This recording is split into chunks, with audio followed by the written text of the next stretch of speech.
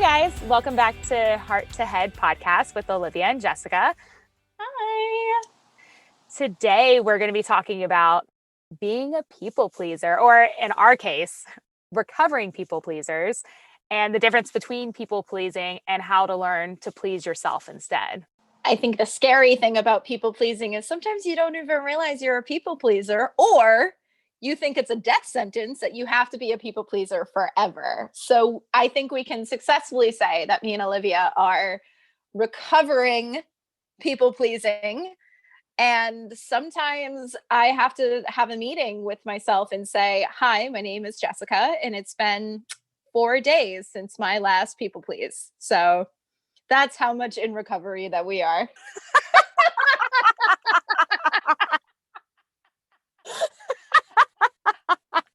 And I hope you folks at home are also laughing or rolling your eyes, but either way. Yeah, we were just going to kind of share, I think starting off, that was really funny. I like that. Well, we're going to kind of share our people pleasing stories initially, or how we discovered that we were people pleasers.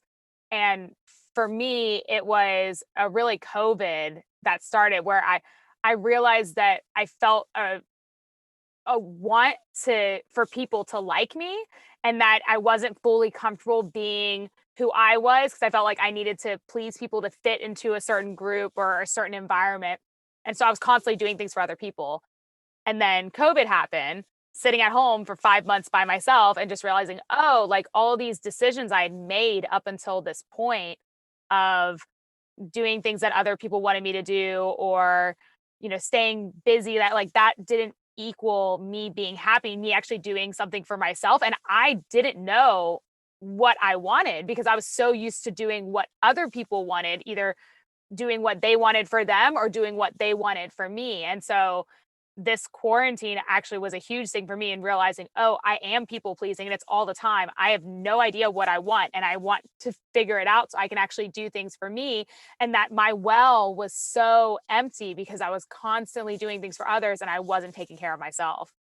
I think it's very important, especially for even folks at home listening, like the COVID and having the time to be by yourself and be with your own thoughts and, really not have a lot of distraction really does sort of bring up a lot of questions like, what do I want? What do I like? What do I want to do? And I think there's also a sense, especially with me personally, my people pleasing came from more of a validation. I didn't feel like I was a good person, or I was worth anything, or could do anything if I wasn't making other people happy, which unfortunately came with a lot of other thoughts of feelings of self-worth, and knowing that pleasing myself is not only the only successful pleasing that I can do, but also the one that ends up being the most powerful and the most meaningful. So that was sort of my process. And a lot of it had to come with the fact that my mother passed in August of 2019. And there was a lot of maintenance that was required before that. She was sick. So there was a lot of taking care of, there was a lot of giving myself, there was a lot of, what do I need to do? I need to be here for my family. I need to be here to just help provide. And so it was a little shell shocking for me after she had passed, because there was no one else for me to necessarily take care of. I was sort of left with myself, which really opened up my mind to, holy crap, what do I want? And then what I want matters. And then a lot of self-reflection of, oh my goodness, how many times have I not taken care of what I wanted, and has changed my mind or perspective or views or beliefs based off of pleasing someone else. I went through that similar experience of, like, I supported my mom and my sister for 7 years.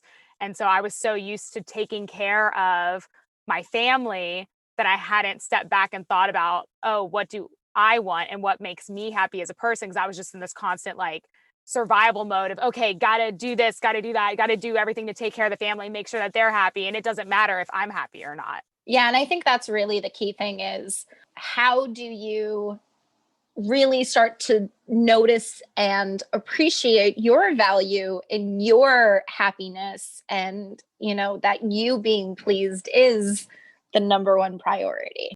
Jessica and I are both people pleasers for different motivations. That like mine was to feel accepted and to fit in with a group and to have friend unit or family unit or whatever.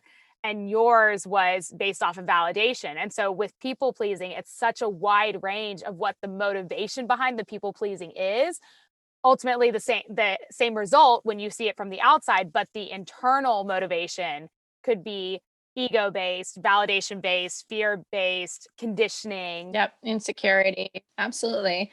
And I think the important thing is that being a people pleaser doesn't make you a bad person. I think there's a lot of connotation with it. There's a lot of stigmas with it that if you're a people pleaser, you don't have any worth of yourself, or you're just kind of doing it for other people. And I think there is an empowerment with being a people pleaser as well, because it shows you're empathetic. It shows that you love, it shows that you care. So as much as it is a detriment to you personally, also understand that you're not people pleasing from being vindictive. You're not people pleasing because you're being manipulative. You're people pleasing because you love and you want to make people happy, which is not a bad thing at all. But it's finding the balance between making yourself happy and making the people around you happy as well. But really, really focusing on making yourself happy and finding that validation, and that more important than necessarily making everyone else love you and want to be with you. I do think there's an aspect of people pleasing as well, where in some aspect of our lives growing up, whether it was said or it wasn't said, there was this thought that came to us as we're not accepted for being who we are, and that we have to be something different in order to fit in with whatever dynamic we're trying to fit in with. But I just find it interesting that I feel like a lot of people can have the tendency to be people pleasers, but to what extent and whether they end up fully taking that on as a part of their personality really depends on the way they were raised and their childhood and stuff. Yeah, and oh my God, you just knocked it out of the park, because my instant reaction of when you were saying that was Pablos Dogs. At some point in our life, when you become a people pleaser, you did get some sort of reward, or there was some sort of like ding. So anyone who at home who doesn't know what Pablos Dogs is, he literally rang a bell to get dogs to eat food. So dogs would associate the bell with eating food. So they knew if they heard the bell, they would be able to get food. So that was the sound association with the food. So there is sort of that aspect that you have as a people pleaser at one point, have it be your childhood, have it be an experience. You did something for the benefit of others that was against necessarily what you wanted to do. And you were in some sort of way rewarded for it. It kind of gives you that sense of, oh, well, if it worked this one time, then maybe I can get it to work all the time, which, yes, fantastic, it will work. But you're still denying yourself that ability to feel good on your own, and then really standing up for yourself when you are in a situation when you may not agree and you may not want to do it and it may not have your heart in it, that you can stand on your own 2 feet and go, you know what?